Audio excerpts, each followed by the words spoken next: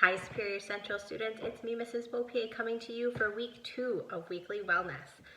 Last week we talked about big feelings and all the differences that there are right now and how we can process and handle some of those bigger feelings that we're having with all of everything that's going on. So just to recap, what we talked about was finding somebody to talk to, whether that's somebody in your home or reaching out to one of us from the school via the email or telephone, just a different way, but we're still all here for you. So just reach out to us if you need to. We talked about making sure that we are taking those good deep breaths to stop that hamster wheel from spinning in our head, and making sure that we were getting enough sleep and getting outside to get some physical activity and fresh air. So I want to start off before we get into this week in reminding you that there's no wrong way to feel with all of this. I'm going to talk about some different ways to kind of try to find some positives in a hard time, but that's not to say that you may not still feel frustrated or you may not still have a hard time, because if you do, that's okay. There's no wrong way to feel. What we're going to talk about today is trying to retrain your brain, and I think this will probably go through a couple of our weeks in talking about retraining our brain. So if we go back to the hamster wheel, sometimes our brains get going and they're spinning in that hamster wheel, but it's spinning with maybe negative thoughts and negative feelings. And sometimes when we get stuck in that pattern, it's really hard to get out of it. So we start thinking one negative thought and it turns into 100 negative thoughts, and it's hard to think of anything positive. So to retrain our brain, sometimes we have to say, stop. We're going to stop the wheel, and we can do that by doing some of those deep breaths or getting outside and going for a walk, talking to somebody. Stop the wheel, and then retrain the brain to think about some positives. So the activity that I have today is a really simple one, but it's something that I feel like is really powerful, and something that we could benefit from doing all the time, not just right now while we're out of school and things are a little bit different and crazy. So what we need is a jar or a cup or any sort of box. It doesn't really matter. Something that you can put some paper in. And then just a piece of paper. I ripped mine in half, and a pencil. And this is a grateful jar.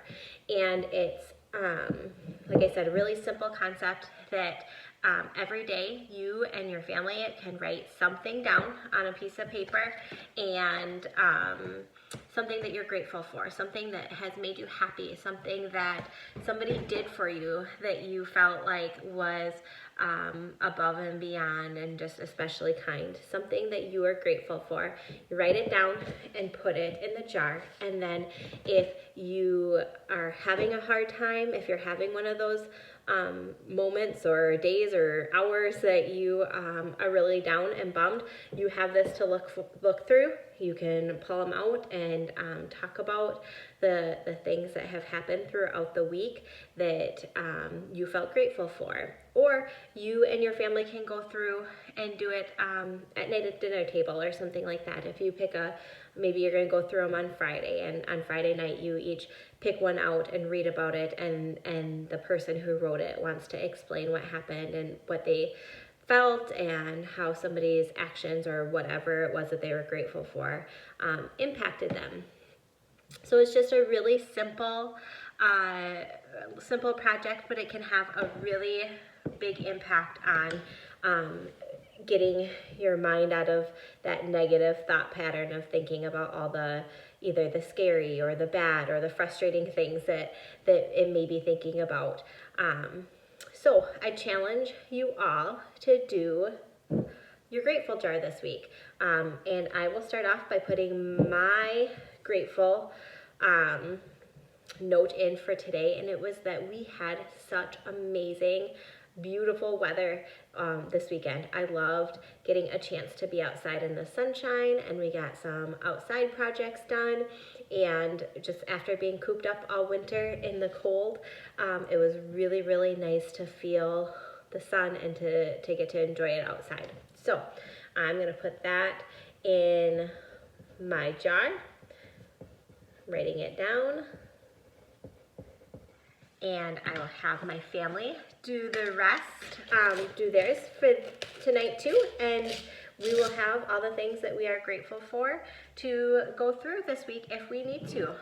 Putting it in there. So I hope that the rest of you will join us in doing this, and I hope that you have fun coming up with some things that make you happy. You don't have to stop at just the grateful jar.